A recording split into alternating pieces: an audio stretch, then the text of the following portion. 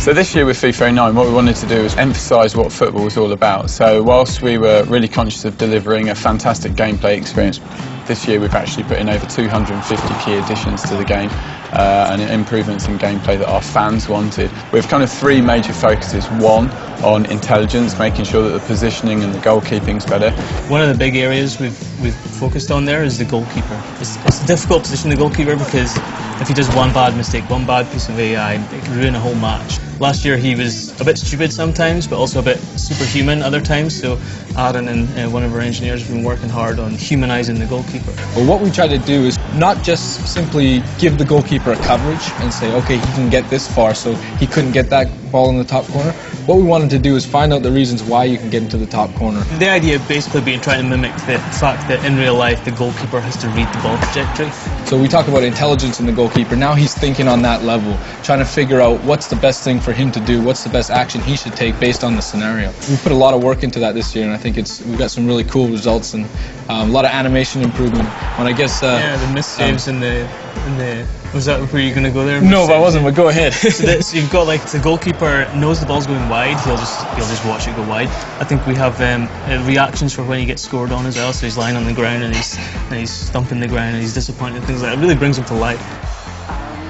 This year we have a new technology with our goalkeeper, what we're calling dive at feet.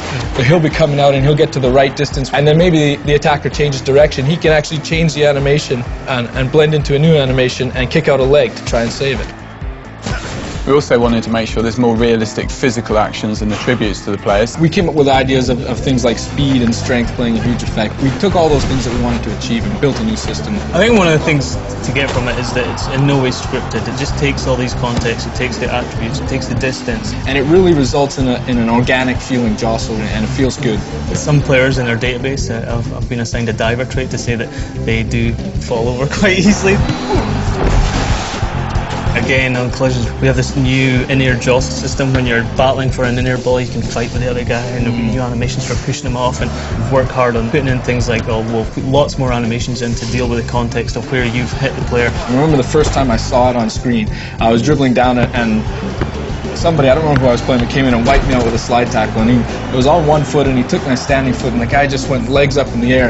I replayed it about 35 times, calling, Gary, come look at this. And we're just going back and forth, just rewinding this one collision over, and it really feels really cool when you get it right, and I'm pretty happy with what we've done this year. So. Yeah, it's pretty spectacular. One of the things that can't be explained by either of us, really, is how it feels, and I think that's the huge thing for me. You picked up the game, and it just felt right.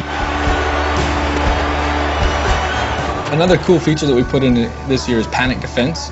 What it is that notion for a defender that, that ball's just out of reach. You really got to do anything you can to try and get a body part on it. It really comes alive when you see the new header animations we put in with players sort of ducking around one another, just trying to get a touch on the ball, and it shows the effort of the defense in their own 18.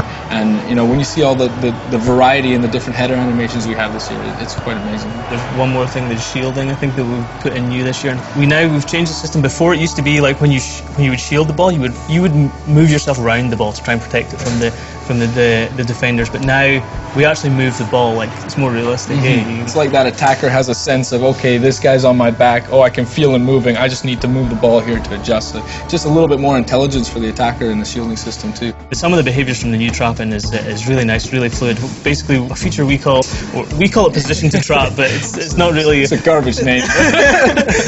So basically what it is as the ball's coming and he's trapping it, if you want to trap it 180 behind you, the player might start moving in that direction, so that when he does trap it, it's a more fluid trap. It's not run, stop, trap the ball, run again.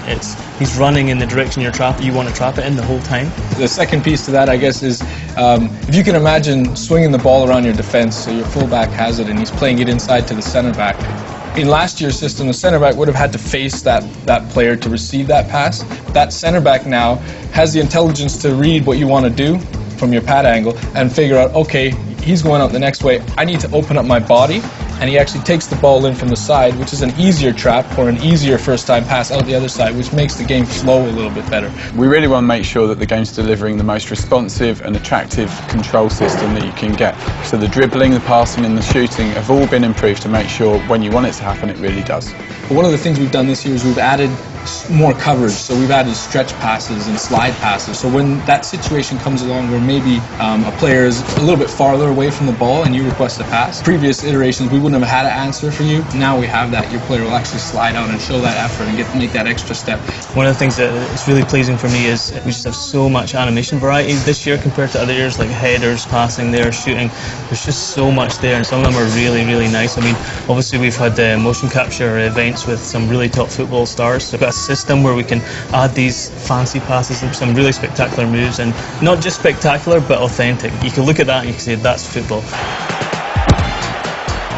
So I'm an Aberdeen fan in Scotland, and they're not doing quite so well at the moment. I think they finished 4th last season, a couple of semi-finals. We did well in the UEFA Cup, but yeah, I'm an Aberdeen fan for through thick and thin. I'm Arsenal through and through. Arsenal. He's a Jamaican who supports Arsenal. It's like, I have no respect for him whatsoever. When I was young, I went on a trip to England to play a tournament, and I got to go see a Charity Shields, Arsenal versus Manchester United, and Ian Wright scored a scissor kick in that match, and from that day forth it was done. I watched all the matches and I fell in love. So I've been an Arsenal supporter since, despite what Gary likes to tell you, I've been an Arsenal supporter since day one.